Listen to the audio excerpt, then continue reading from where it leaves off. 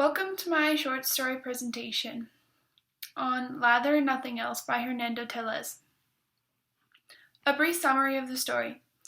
Lather and Nothing Else tells the story of the barber who is secretly a revolutionary who has a surprise customer come in for a shave. The surprise customer is the captain of the opposing military side who goes by the name Captain Torres. The short story covers the inner conflict the barber is faced with, which debates sticking to his non-murderous morals and continuing to be a conspicuous barber, whereas the other half of him feels a duty from his revolutionary side to murder Captain Torres, just as he had to many of his people. The barber goes on and shaves Torres' thickened beard, listening to his stories of capturing some of the leaders of the opposing side. The short story is written through the eyes of the barber's consciousness and details the thoughts that pass through his mind, noting the consideration that is put into what people from either side would say if he did the deed of murdering the captain right then and there. The people on his side would see it as a heroic act, whereas other people may see it as a cowardly thing to do. In the end, he does not see the consequences such as being labeled an assassin, along with the need to flee worthy of the task of murdering Captain Torres, and decides against it. The irony is revealed when Captain Torres is done his shave and begins to exit the barber shop, when he states, "They told me you would kill me. I came to find out if it was true, but it's not easy to kill. I know what I'm talking about." Paragraph 26, which reveals the captain was already aware of the barber's loyalty to the opposing side. Relevant information about the author and any background context. Lather and Nothing Else takes place during the late 1800s in Colombia, the author Hernando Torres' home country, during a revolutionary wartime where the people are trying to overthrow their government. The story highlights the tensions that lay in even the less warlike settings, such as the barbershop. It's a story of contraception and mind games, as the captain creates the illusion of being the one left in the dark, making him look like he is revealing information to the enemy, but in fact, he came into the barbershop fully knowing that he entered the premises of a rebel.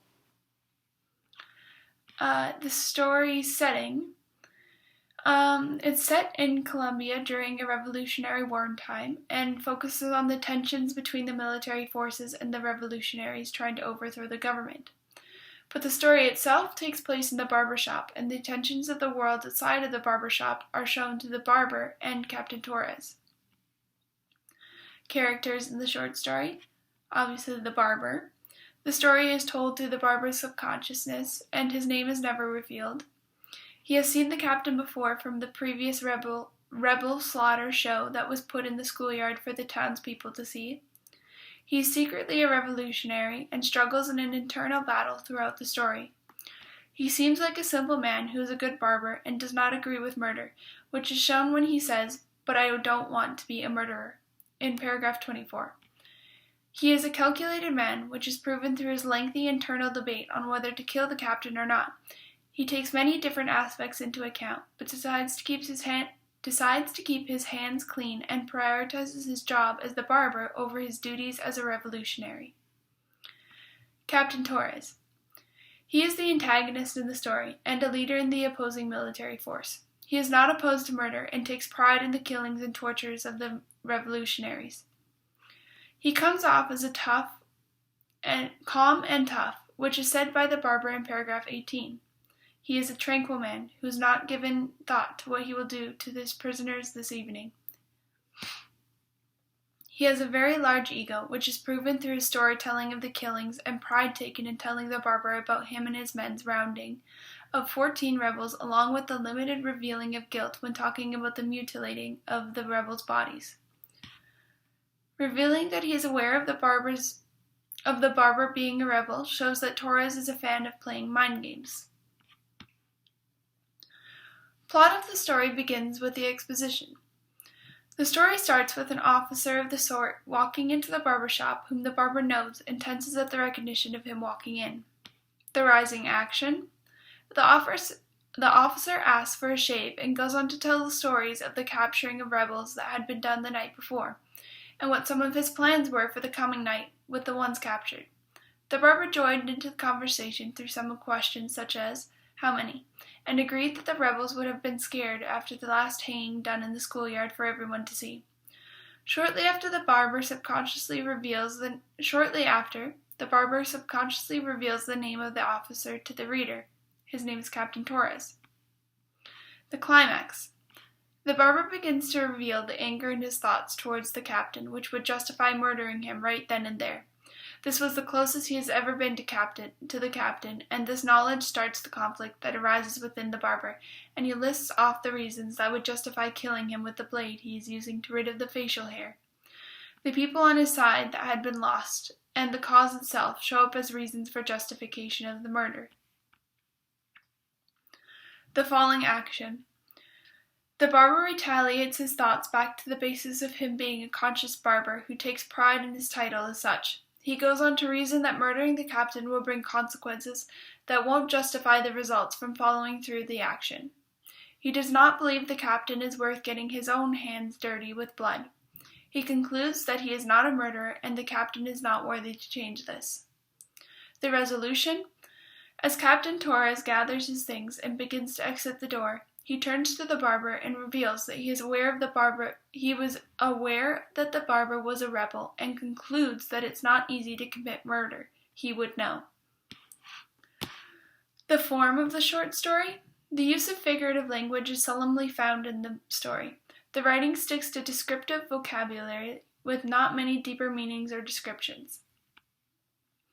The main character, the barber, imagines the scenario of what may come if he kills the captain. He pictures the blood flowing to the floor, the mess it would make of his shop, what he would have to do with the body, and from there he begins to consider what people would say. He would have to flee, get as far away as possible, go on the run. This is a use of imaginative imagery. He pictures and plays out the scenario so far as if it were happening in the story, but nonetheless, the skit was only in his head. Suspense is a big factor in the story from the beginning right through to the end. As soon as the captain walks into the shop, the barber tenses and tries to cover his nerves. This already pulls the reader in and stirs questions of what is to come.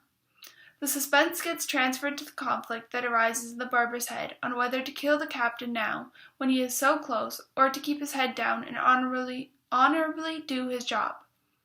The conflict within the back and forth inside the barber's mind is what keeps the readers on the edge of their seats, along with the mystery of what the captain knows about the barber's secret revolutionary loyalties. The purpose in the story? The message that is delivered from Lather and Nothing Else is to consider the consequences and always assess situations critically before making decisions. An overall theme that can be picked from the story may be destiny. Bias in the story. Well, the story is told in first person through the inner thoughts of the main character, the barber, meaning that there is bias in the sense that the story is told through the ideologies and viewpoint of the character. For the barber, bias is seen in the viewpoint towards Captain Torres, being that the barber is a revolutionary, or a rebel, and the captain is on the opposing military side. The root of their perspectives gives reasons to the way the barber's thoughts diminish the captain. None of the negative train of thoughts are derived from the moments spent together in the barber shop. They are based on the already perceived perceptions of the captain. My thoughts and analysis. The barber was faced with a major decision. Both verdicts held a possible detrimental effect over his destiny. Lather and Nothing Else walks the reader through the inner monologue that leads the barber to the conclusion of his decision to put his head down and do his job honorably by treating Captain Torres just as he would of any other customer, despite of who he was and what he has done. The plot twist of Captain Torres already having knowledge of the barber's loyalty seeds many more questions for the reader as to the captain's intentions when entering the barber shop, but also acts as a form of confirmation that the barber's concluded decision to not murder the captain was correct, as he already had an inclination that the barber would murder him.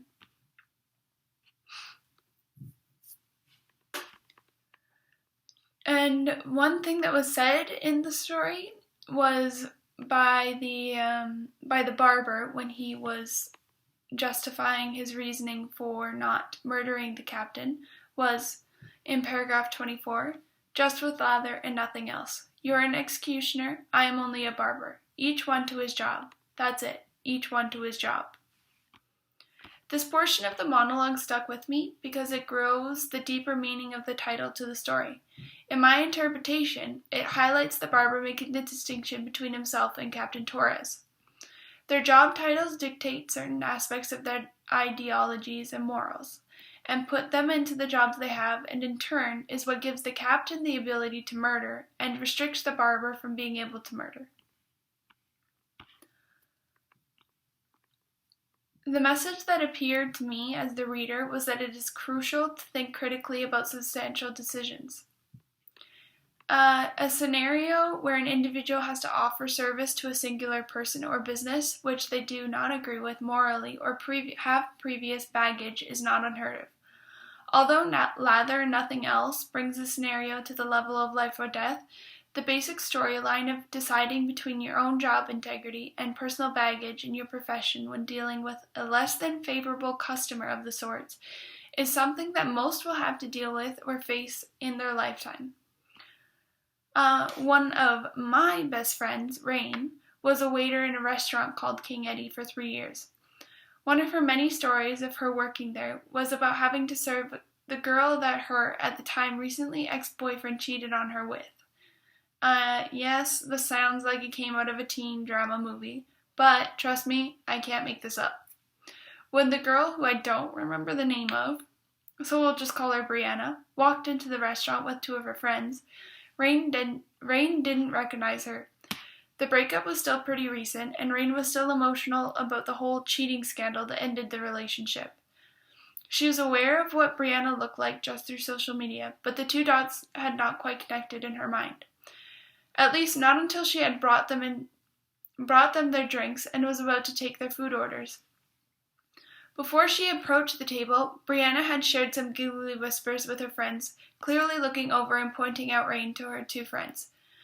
Rain was a bit uneasy about the behavior, but it wasn't anything her previous 2 years of experience of being a waitress couldn't handle. If you knew Rain, you would understand. Her confidence is one of her most prominent qualities. When one of Brianna's friends called her name to see what she had decided on her food, wires connected in Rain's brain, revealing who Brianna was. Rain found herself feeling insecure and on the verge of anger-filled tears as Brianna clearly knew who Rain was, and millions of questions began to ring through her mind, such as if she was here on purpose just to show her friends the girlfriend of the relationship she had broken up, or if she just coincidentally chose to eat at her place of work. She spent the time waiting on the food while she took the orders from other tables to consider how Brianna and her next interaction would play out. She was tempted to bring the food, make a scene, letting all her anger-filled emotions that she felt towards the girl spill out, or do something wicked to her food, or speak to her supervisor about not serving that table for personal reasons, which would reveal a lack of professionalism to her bosses and possibly get her fired. Her next option was to keep her job integrity and serve them. Let the situation be, do her job and leaving each to their roles, Brianna as the other customer and Rain as a respectable waitress. From what I can remember, Rain requested to be taken off serving that table, which did not get her fired, but it definitely showed a lack of professionalism. Rain's experience resembles the conflict that Barbara faced in the story through their shared conflicts between deciding to honor their job integrity by treating the customer as any other customer, or acting on their own personal baggage towards the individual. Although their situations are not complete reflections of each other, there are similarities and lessons which relate. The barber's critical thinking skills near the end of his inner conflict would have served Rain in the sense that she would have been able to separate her emotions logically evaluating her options to deal with Brianna. One back to the little saying that the barber had, each one to his job, that's it, each one to his job, paragraph 25. This resembles the barber rising above his emotions, and this would have been beneficial for Rain in the sense that she could have risen to treat Brianna as any other customer. And that is the conclusion to my presentation. I hope you enjoyed. Thank you for watching and listening.